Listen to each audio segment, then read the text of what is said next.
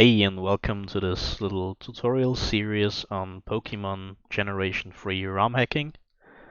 In this first part of the series, we'll have a look at how to set up Pokeemerald, which is a decompilation of the name-implied Generation 3 Pokemon game. The source code is available on GitHub, and we'll check out how to set up the environment that is capable of building this. So in the end, what we should have is a buildable version of Pokemon Emerald that we can work with, that we can modify in a way that we want in ROM hacking. So first things first, what we're going to need is some sort of Linux environment. And since we're using Windows to show these steps here, we're going to use WSL, which is the Windows subsystem for Linux. And it's a way for you to run a terminal emulator on your Windows host system and run Linux programs directly on Windows. You can grab it on the Microsoft Store. For this guide, I'm going to use Debian. You can just install it from here, and once you've done that, we can continue. So once you've installed WSL, you're going to get something like this. I'm using Windows Terminal here, which is just an emulator for multiple terminals. I can also use like PowerShell and whatnot here. But other than that, it should look mostly identical for you. And we're going to now install some prerequisites that we're going to need for Pokeemerald to work. So first things first, we're going to need build essential git and libpng dev, which the install file of Pokeemerald already suggests. So we're going to install it using aptitude, and you're just going to enter this command. You might have to enter your password, which you set when setting up the WSL environment, and then it should install all the prerequisites for you, which I already have, so nothing much is happening here. After we're done with that, we're going to need to install DevKit Pro, which is a collection of toolchain and compilers for ARM targets, which is what we're using for the GBA.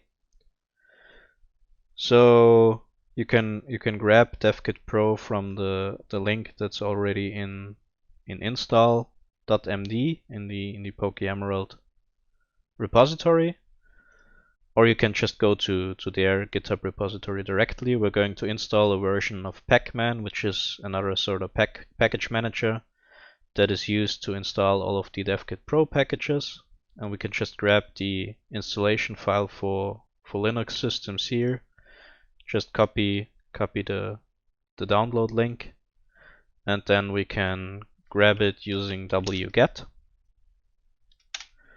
Just going to get that. It's going to download it, and afterwards we can install it using the package -i, just providing the DevKit Pro file that we just downloaded. Note that you can use tab to autocomplete on most Linux shells. We can just install that, and there we go. After we've done that, we're going to use the now installed package manager, which is called dkp pacman -sy, and then we specify the packages that we want, which is gba dev, just like that, and we're going to want all of that. So we're going to, okay. So the default is so we can just press enter here and proceed, yes. That's going to install all of the DevKit Pro stuff that we want, and after that's done, we can continue. After we've installed DevKit Pro, we can continue to follow along the installation guide of Pokeemerald, which then tells us that we need to export some variables, some environment variables for DevKit Pro. You can't just execute those commands in your terminal, and that will set the DevKit Pro and DevKit ARM environment variable. If you don't do that, some things will break because the installation scripts require you to provide the location of the installation of DevKit Pro. Since I've already done that, I'm not going to repeat it, and afterwards we can continue cloning the Pokeemerald repository and also the compiler that's responsible for generating the assembly that we need for a matching ROM. So first things first, we're going to clone the Pokeemerald repository. So I just created a setup guide directory here, which I'm going to clone my repositories into. So first of all, we're going to clone Pokeemerald using git. And when that's done, we're going to also grab the compiler, which is called agpcc, which is just a version of GCC, a very old version that was probably used to initially make those GBA games. So we're using that to generate the matching assembly. So Pokeemerald almost cloned here, so we're going to also, when that's done, we're going to also clone the agpcc compiler. And just going to first of all compile agpcc, which is done using /build.sh. Just going to execute that. It's going to take a while, and it's going to compile our compiler, which you can then use to build Pokeemerald.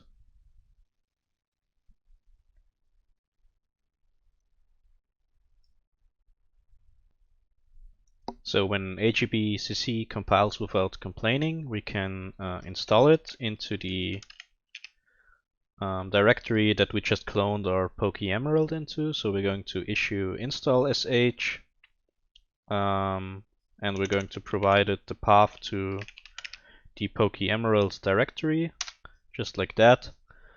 And that should have installed the compiler for us. We can verify that by issuing ls-la tools/agpcc and /bin, and there should be those free compilers installed here. Afterwards, we can just issue the make command to actually build the Pokeemerald project, and we can provide a -j to use multiple CPU cores, because otherwise it might take a while for it to compile. So we're just going to issue make -j, and that should work for us. And that's going to take, depending on what kind of hardware and CPU you got, it's going to take a while. So I'm going to take a cut here and just show you the result. So if the build ran through without any issues, it should look somewhat like this. And if we check using ls-la, we can see that we now have an ELF file and a GBA file, which is the compiled code for the Pokeemerald repository. And if we check using just Explorer, it's not what I wanted to do. I wanted the current directory. Then we're going to see that we have the GBA file here, and we can load that into our favorite emulator, and it's in fact just Pokemon Emerald. Alright, that about sums up this first installation guide, and in the follow-ups we'll take a look at what we can actually do to modify this. Until then.